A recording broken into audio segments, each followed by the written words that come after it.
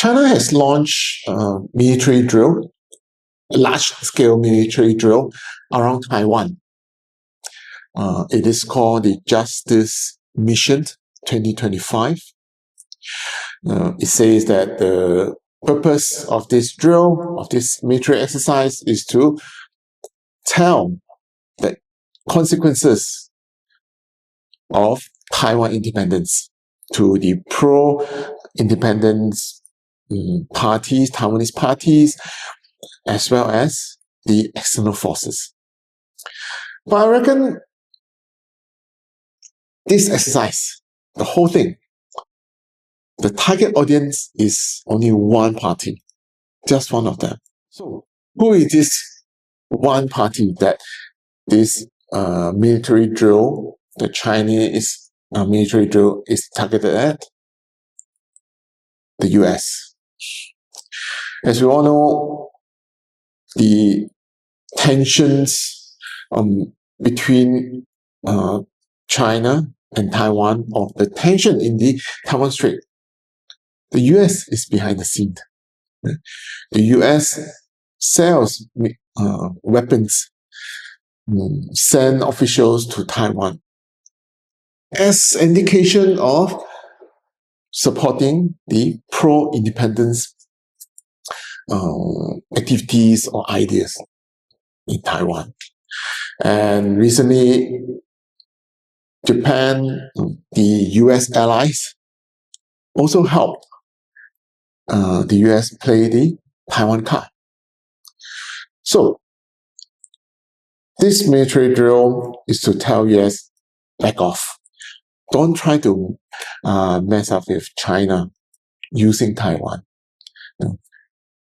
You have aircraft carriers, missiles, fighter jets, so on and so forth.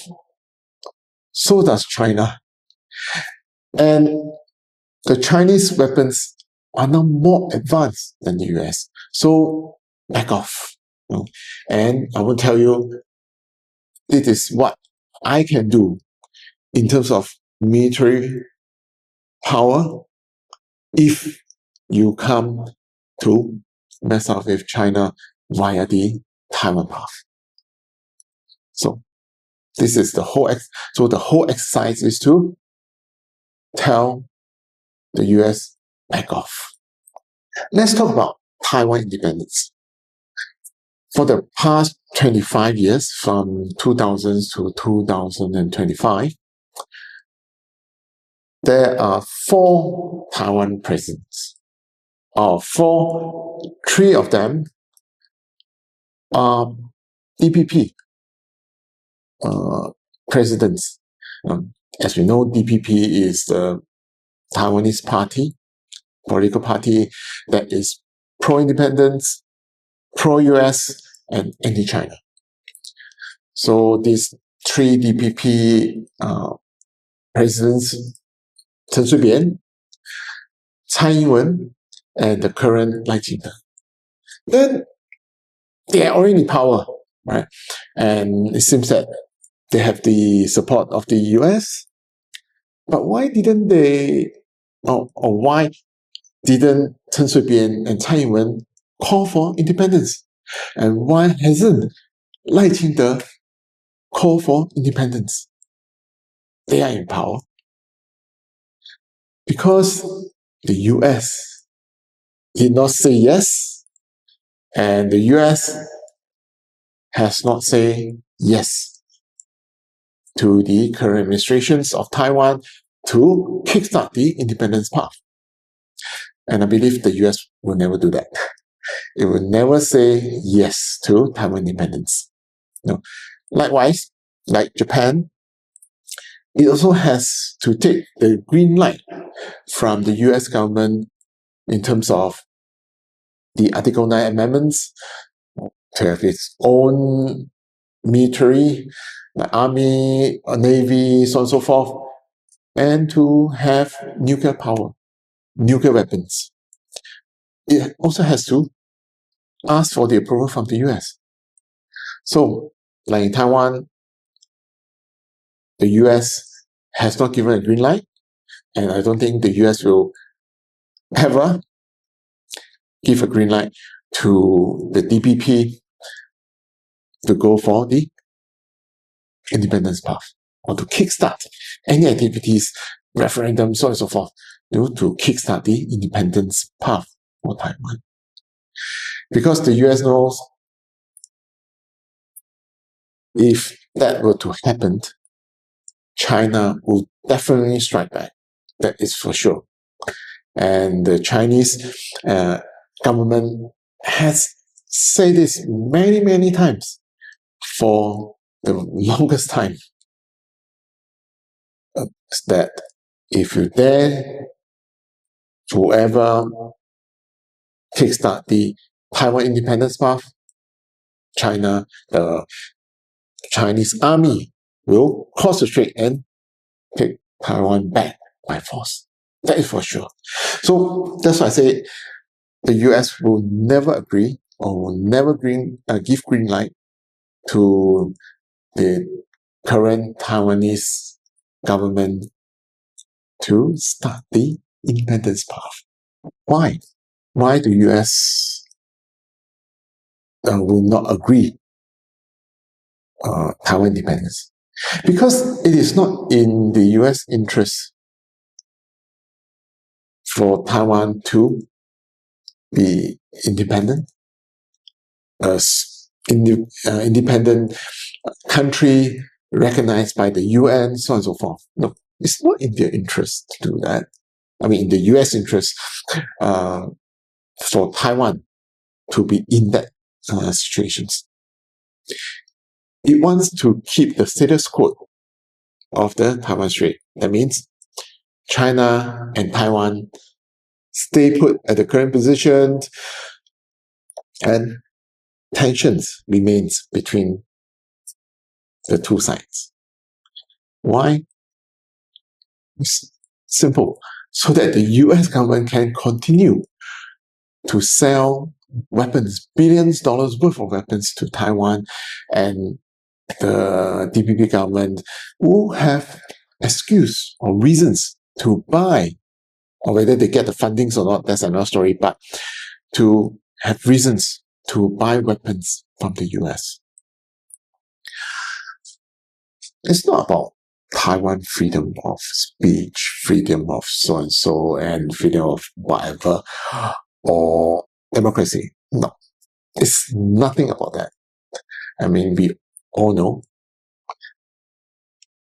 weapons sale is the major factor that the US will never agree Taiwan go on the independence path, and will want to maintain the status quo of the Taiwan Strait.